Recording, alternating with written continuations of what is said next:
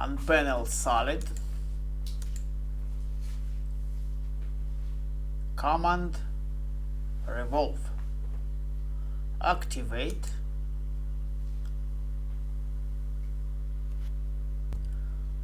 On drawing field, select object and click right bottom of mouse and select option enter. Specify start and specify other point.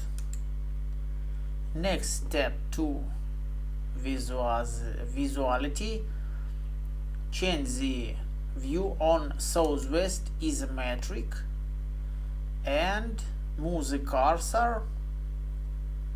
Set specific angle of revolution.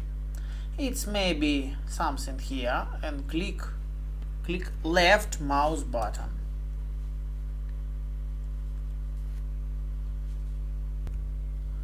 Change the view on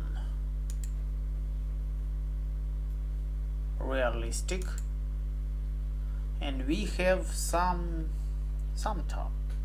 Next step, from the panel from the top surface, activate the command revolve.